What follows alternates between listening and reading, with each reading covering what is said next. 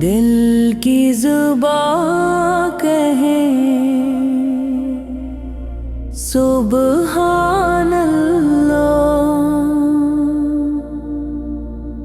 نعت نبی سے محفل سجے، لب پہ رہے صدا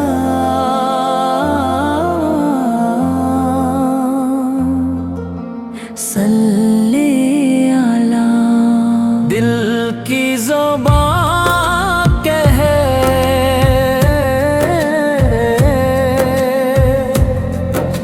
سبحان اللہ۔ ربیع الاول کی بابرکت ساعتیں ہمیں نہ صرف نبی اکرم صلی اللہ علیہ وآلہ وسلم کی ولادت کی یاد دلاتی ہیں، بلکہ آپ صلی اللہ علیہ وآلہ وسلم کی سیرت مبارکہ سے ملنے والے وہ اسباق بھی ذہنوں میں تازہ کرتی ہیں جو آج کی دنیا کو ماحولیاتی اور قدرتی وسائل کے تحفظ میں رہنمائی فراہم کرتے ہیں۔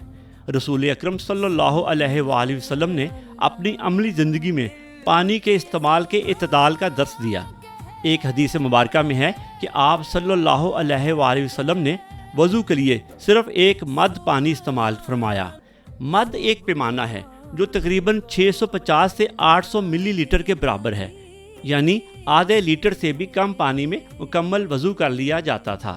اس عمل سے ہمیں یہ پیغام ملتا ہے کہ اللہ کی نعمتوں کو ضائع نہ کیا جائے، چاہے وہ کتنا ہی وافر کیوں نہ ہوں۔ یہی وجہ تھی کہ آپ صلی اللہ علیہ وآلہ وسلم نے فرمایا، دریا کے کنارے وضو کرتے وقت بھی پانی کو ضائع نہ کرو، یعنی وافر پانی کے پاس بھی اسراف سے منع کیا گیا۔ یہ اصول ہمیں یہ سکھاتا ہے کہ وسائل کی کثرت میں بھی احتیاط اور شکر گزاری لازم ہے۔ مدینہ منورہ کے ابتدائی دور میں پانی کے ذخائر محدود تھے، یہاں بارش کم ہوتی تھی، اس لیے لوگ کنووں اور چشموں پر انحصار کرتے تھے۔ تاریخ بتاتی ہے کہ جب مدینہ میں مسلمانوں کو پانی کی کمی کا سامنا تھا تو حضرت عثمان غنی رضی اللہ تعالیٰ عنہ نے کنواں خرید کر مسلمانوں کے لیے وقف کر دیا۔ یہ مدینے کا سب سے بڑا کنواں تھا اور آج بھی یہ کنواں ایک صدقہ جاریہ کی شکل میں موجود ہے۔ سیرت النبی صلی اللہ علیہ وآلہ وسلم سے یہ بھی معلوم ہوتا ہے کہ مدینہ کی وادیوں اور نخلستانوں میں پانی کی حفاظت کے لیے نظام بنایا گیا۔ کھجوروں کے باغات کے لیے چشموں اور نہروں کے پانی کو منصفانہ طور پر تقسیم کیا جاتا۔ کسی کو اجازت نہیں تھی کہ وہ دوسروں کا حصہ زبردستی استعمال کرے۔ آج کے دور میں جب دنیا کے مختلف خطے شدید پانی کی قلت کا شکار ہیں اور پاکستان بھی دنیا کے ان ممالک میں شامل ہے، یہی وہ مقام ہے جہاں سیرت نبوی صلی اللہ علیہ وآلہ وسلم ہمیں رہنمائی فراہم کرتی ہے۔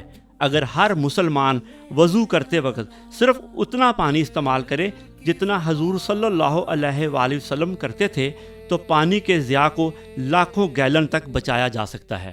دل کی زبان کہے سبحان اللہ، نعت نبی